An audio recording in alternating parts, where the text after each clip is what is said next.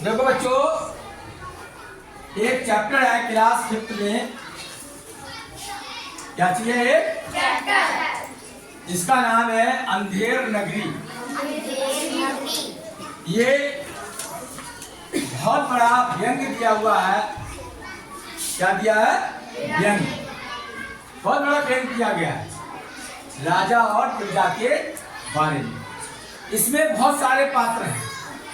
बहुत सारे क्यों है? ये पात्र हैं। तो मैंने ये डायग्राम बनाया है, देखिए आपके लिए। अंधेर नगरी पात्र कहानी।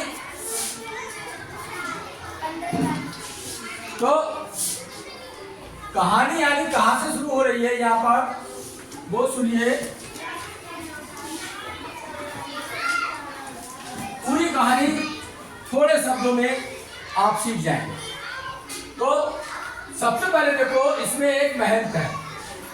महंत मतलब एक गुरुजी है। उन गुरुजी के दो शिष्य हैं। एक शिष्य का नाम है तुम्हारा नारायण दास और दूसरे का नाम है तुम्हारा गोवर्धन दास। आपस में बैठे हुए ये बातें कर रहे हैं। ये भिक्षा मांगकर, भीख मांगकर अपना गुजारा करते हैं। पहले ये था नियम कि चेले जो होते थे, शिष्य होते थे, वो अपने गुरु के लिए भिक्षा मांग के लाते थे और शाम को खाना खाते थे इकट्ठा बैठकर। वहीं पर आश्रम में क्या होती थी? पढ़ाई होती थी। तो एक तो चला गया पूरब में, ये पूरब में गए, ये पश्चिम में गए थे। गोवर्धन दास की दिशा में गए थे पश्चिम में, नारायण दास गए थे पूरब में। तो जाने के बाद क्या करा, गोवर्धन दास पहुंचे सबसे पहले इसके पास पहुंचे, कुंजड़िन के पास। जब यानी अपनी अपनी दिशा बांट ली उन्होंने, पूरब में गया, पश्चिम में गया, ये पूरब में गया, ये पश्चिम में जाके कुंजड़िन ली। कुंजड़िन वो होती है जो कि सब्जी बेचती है। क्या बेच रही थी? सब्जी बेच रही थी। तो इन्होंने पूछा कि सब्जी किस भाव दी है। तो इन्होंने क्या कहा था? टके से भाजी, टके से खाजा। मतलब यहाँ पर सारी चीजें टके शेर में ही बिकती है, टका से में बिक रही है। अच्छा, तो इन्होंने कहा अच्छा भाई, जब सब्जी ऐसी मिल रही है तो मैं जो मेरी सबसे फेवरेट चीज है मिठाई, क्या चीज है? मिठाई। वो यानी दुकान मुझे बता दो। हलवाई की दुकान, हलवाई। फिर यानी गोवर्धन दास पहुंचे हलवाई की दुकान पर। वहां पर भी रेट उसने पूछे, क्या भाव दिए, तो उसने यही कहा, टका से भाजी, टका से खाजा। मिठाई भी उसी रेट में थी। तो उसने 3.5 सेर क्या ली वहां पर मिठाई ली हलवाई से, और उसने खूब पेट भर के खाई। खा के अपने गुरु जी के पास पहुंच गए। कहाँ पहुंच गए? गुरु जी के पास। गुरु जी के पास पहुंच गए। गुरु जी ने देखी गठरी तो इसकी बहुत भारी है भाई, गठरी इसकी बहुत भारी है, आज तो बहुत माल लाया भाई हमारा गोवर्धन दास। तो उसने बताया था, अपने गुरु जी ने पूछा कौन से जगह गए थे, कौन सा गांव था, तो उसने बताया अंधेर नगरी। वहां के राजा का नाम क्या है? अनबुझ राजा। तो उसने गुरुजी ने कहा कि बेटा वहां अब मत जाना, वहां पर तुम्हें आगे चल के परेशानी हो जाएगी। लेकिन गोवर्धन दास खाने के बहुत आदी थे, पेट फूला हुआ था उनका, खूब खाते थे, लेकिन वो नहीं माने। बोले कभी भी तुम परेशानी में आ सकते हो गोवर्धन दास, इसलिए मान जाओ। बोले मैं नहीं मानूंगा, मैं तो वहीं रहूंगा भाई, मुझे तो बहुत मजा आ रहा है वहां पर खाने पीने में। इसके बाद क्या होता है, राजा है एक जिनका नाम है अनबुझ राजा। राजा का फैसला देखो कितना अजब गजब करते हैं, ये तमाशा करते हैं। सबसे पहले फरियाद लेकर आता है और कहता है दुहाई हो सब, दुहाई हो महाराज, दुहाई हो, मेरी बकरी कल्लू की बनिया के, कल्लू बनिया कि दीवार में दबकर मर गई, मेरे साथ इंसाफ किया जाए। क्या किया जाए? इंसाफ किया जाए। तो भाई फरियाद कर रहा है राजा से। तो उन्होंने कहा अच्छा ऐसी बात है तो बुलाओ कल्लू बनिया को। कल्लू बनिया को पुलिस पकड़ के ले आई और हाजिर कर दिया राजा के दरबार में। कल्लू बनिया ने क्या कहा राजा से कि मेरा कोई कसूर नहीं है, क्योंकि वो दीवार जो बनाई थी कारीगर ने वो बहुत ही कमजोर बनाई थी, इसलिए वो दीवार इनकी गिर गई। क्योंकि दीवार कल्लू बनिया की थी। कल्लू बनिया ने किस पर इल्जाम लगा दिया? राजा ने कल्लू बनिया को तो छोड़ दिया, जाने दो उसे। बुलाया कारीगर को, कारीगर हाजिर हो। कारीगर हाजिर हो गए राजा। जब हाजिर हो गए कारीगर से पूछा गया तो भाई दीवार तुमने कैसी बनाई? जो बकरी मर गई दब के, इसकी फरियादी की, उसमें दब के बकरी मर गई, इसके दोषी तुम हो। तो उसने कहा नहीं, मैं नहीं हूँ दोषी, क्योंकि जो दीवार बनाई थी वो चूल्हे वाले की गलती है।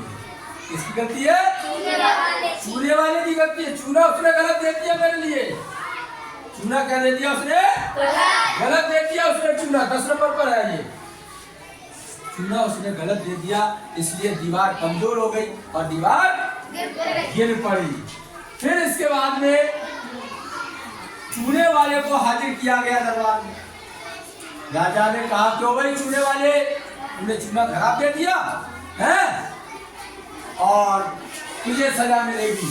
चूल्हे वाले ने कहा, चूल्हे वाला थर-थर कांपने लगा, घबराने लगा। तो उसने कहा नहीं सर,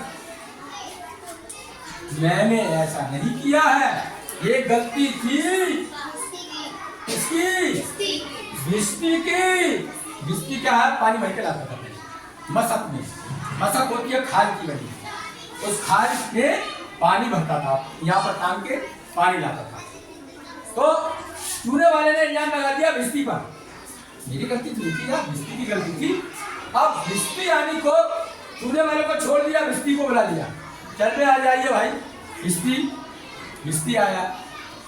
भिस्ती ने कहा क्यों भाई, तूने पानी ज्यादा मिला दिया उसने इसमें चूल्हे में पानी ज्यादा मिला दिया तूने, इसलिए दीवार कमजोर हो गई और उसकी बकरी कारीगर फरियादी की मर गई। तूने ऐसा करा, तुझे सजा मिलेगी, बराबर मिलेगी। राजा ने कहा। तो अब वो भी कांपने लगा, थर-थर कांपने लगा। कांपने के बाद उसने कहा नहीं महाराज, मैंने ऐसा नहीं किया, मैंने ऐसा नहीं किया। ये कसाई की गलती है। किसकी गलती है? कसाई की गलती क्या है? अब भिस्ती को छोड़ दिया, कसाई को बुला दिया। राजा देखिए कितना है, कसाई को बुला दिया। कसाई को हाजिर किया गया। कसाई ने क्या जवाब दिया? उसने जो मशक बनाई थी वो बड़ी बना दी। कैसी बना दी? बड़ी। मशक बहुत बड़ी बना दी उसने, इसलिए उसमें पानी ज्यादा आ गया, मुझे पता नहीं चला और चूल्हे में ज्यादा पानी पड़ गया।